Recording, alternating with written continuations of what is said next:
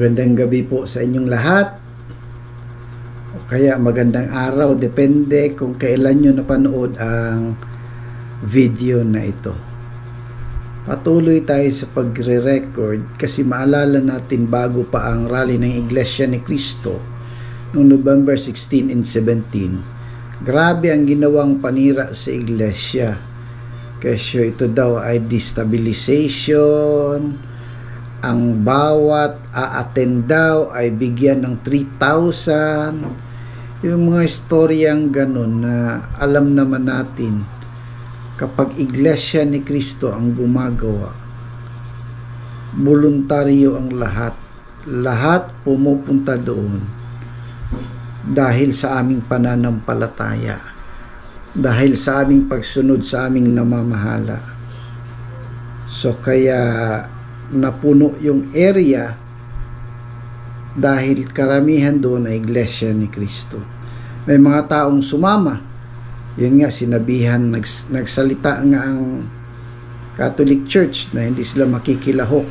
Pero base sa mga na-interview, may mga sumama pa rin mga Katoliko sa gawaing yun. Siyempre, ang iba nais nilang ma-experience. So, tingnan natin itong mga videos kung saan in-interview yung mga kapatid kung may bayad ba. Ito mga kapatid, may na pumuputok kasi na balita. Binabayaran ng 3,000 yung dumadalo dito ng mga Iglesia ni Cristo. Tatanong tayo, may mga kapatid dito. Tanongin natin kung binabayaran ba itong mga ito. Brad! Sila ba? Tatanongin kita Brad, kukumprahin mo natin yung ano. Binayaran ka ng 3,000 na ito dito. Wala! Wala! Ayaw po, binayaran ka ng 3,000 dito. Hindi! Ayaw tol, binayaran ka ng 3,000 dito. Kaya yung mga, Brad, binayaran ba kayo ng 3,000 dito para pumunta? Hindi! Isang loob namin to, pagkakaisa. Kayo po, binayaran ka ng 3,000. Bayad kayo? Hindi bayad. Hindi bayad. Kasi may nagsasabi bayad. Walang bayad. Walang bayad. May nagsasabi bayad 3,000. Wala pa na eh. Wala kung sino yung vlogger niyo. Wala pa na. Patunayan mo, punta ka rito. Kami pa magbibigay 3,000 sa'yo. Yun. Ito, may mga kapatid dito. Si nanay. Tanungin natin si nanay. Nice, gusto ko. Binayaran po ba kayo dito ng 3,000 para pumunta rito? Hindi po. May mga vlogger po kasi inaano kayo. Sila yung nag-insist ng 3,000 binayaran.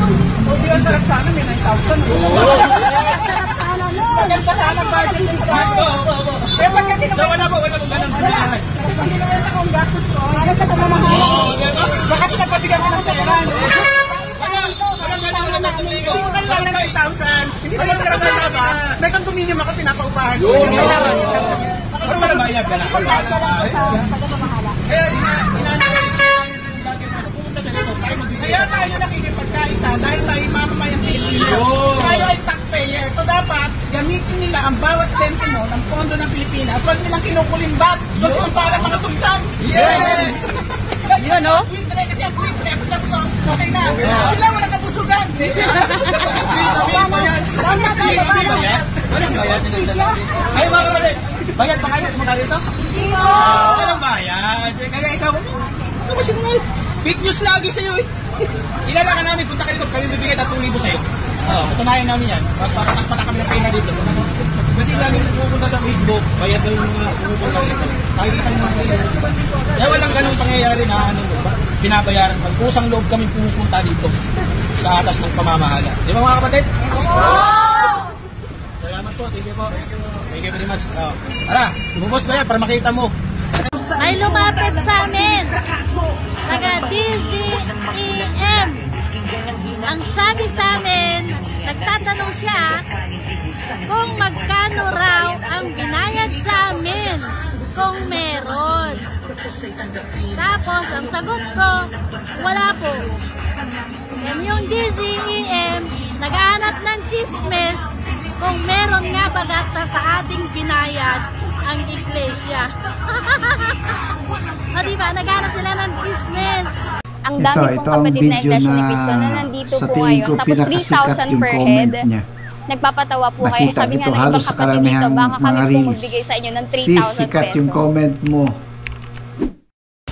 Wala po, wala pong bayad sa amin dito. Kami yung nagkusap pumunta rito. Wala pong bayad. Pusang loob, masaya kami at na nakikipagkaisa po sa gawain ito po. Ay, hindi po yung totoo. Wala pong katotohanan niya. Hindi po kami nagpapabayad. Ang dami pong kapatid na Iglesia ni Cristo na nandito po ngayon. Tapos 3,000 per head. Nagpapatawa po kayo. Sabi nga ng ibang kapatid dito, baka kami pong magbigay sa inyo ng 3,000 pesos. Sabihin na lang natin na isa rin ako sa mga nagbabayad ng buwis. Kaya medyo galit at saka nalulungkot. Dito ako, dinala ako ng damdamin ko bilang isang Pilipino. Yun lang.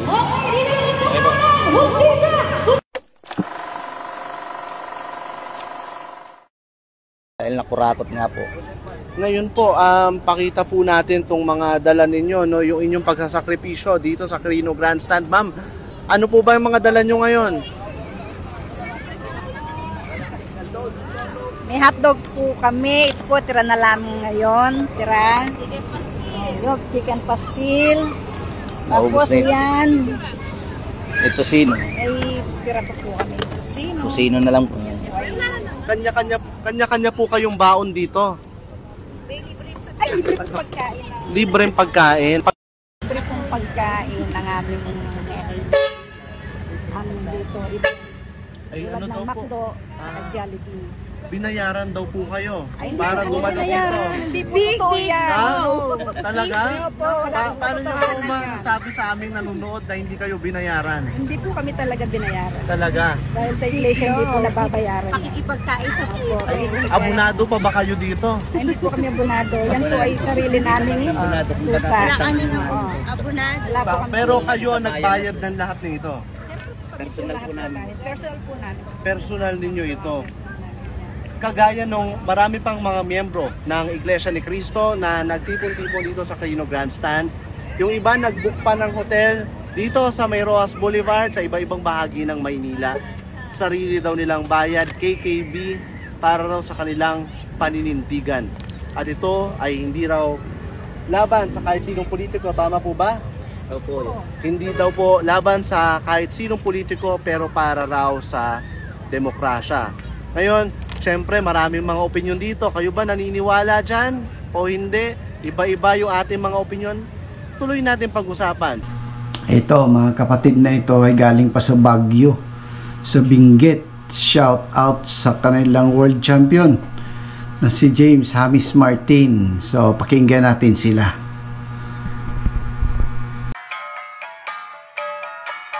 Bilang isang minority tribal group na igurot, hindi rin kami pinapansin. Kahit bumiyahe kami ng maraming oras, nagsakripisyo, naggugol po kami ng sarili naming Google para lang po marinig ang aming ding tinig.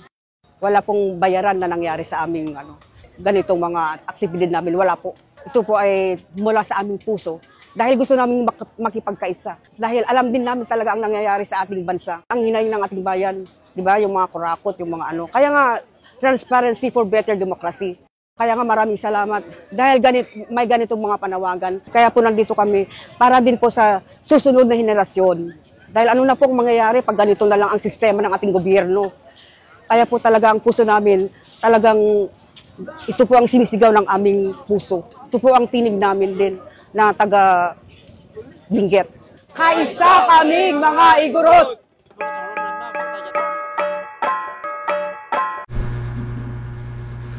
Sa amin, yung mga panira sa iglesia, hindi na isang bagong bagay yan. Kasama na yan sa pagiging iglesia ni Cristo. May mga taong naninira dahil naiinggit nga sila. Hindi naman nila kaya yung ganung kaisahan ng iglesia ni Cristo. So, dito sa huling video na ipakita ko, maikli nga lang ito dahil maikli lang yung kinuha ko na video niya. Ito isa rin sa mga mahilig manlait kung ano pa man sa iglesia ni Cristo, pero sa mga bagong videos na ginagawa nila, parang yung respeto, yung paggalang sa iglesia nandoon na sa kanila. Problema kasi dyan, mamaya 3,000 mauwi sa 500, di ba? Kawawa na naman yung kababayan natin dyan, yung mahihirap natin kababayan nagamit na naman dyan. Kung 3,000 yung pangako, ibigay yung pangako. Remember, hindi gagawin ng INC yan. Yung magsusuhol ka ng 3,000, yung mga nakikinig sa atin na Iglesia ni Cristo, alam ko, Marami akong kaibigan na Iglesia ni Cristo matitino. Hindi nila gagawin na magsuhol ng 3,000 pesos para pumunta dyan sa rally na yan. Kasi kaya nila nang hindi magsusuhol Ang punto ko, mga politiko, mga galit sa gobyerno, yung nagsuhol para pumunta kayo dyan, magpadagdag kayo, dumami yung tao. Maghahakot ng 3,000 pesos each para hakutin lang dyan sa rally ng Quirino Grandstand. At sa EDSA, 3,000 pesos. Hindi gagawin ng iglesia yan. Ibig sabihin, na-hijack na po. Ginagamit po itong rally ng Iglesia ni Cristo ng ilang grupo na may motibo na mapatalsik si PBBM. Posible, malinis yung intention ng INC. Pero, naging platform yung rally na yan para magamit ng mga against sa gobyerno, ng against kay PBBM. Alam mo yung iniisip ni Ka-Coffee na maaaring ma-infiltrate kami, mapasukan. Malabo po yung mangyari. Sana sa susunod na mga rally makadalo ka, sir. Makasali ka, maramdaman mo yung espiritu pag nandun ka sa loob. Hindi mo mapatunayan mo na yung pinagsasabi mo hindi nangyayari sa mga Iglesia ni Cristo. Kung papasok ka sa grupo ng Iglesia ni Cristo, maramdaman mo iba ang hahawak sa iyo. Wala na yung pusong ganun na bayaran, mawala yan sa iyo. So, until next vlog, please don't forget to like and subscribe. Maraming salamat po sa patuloy na nanonood sa aking mga videos.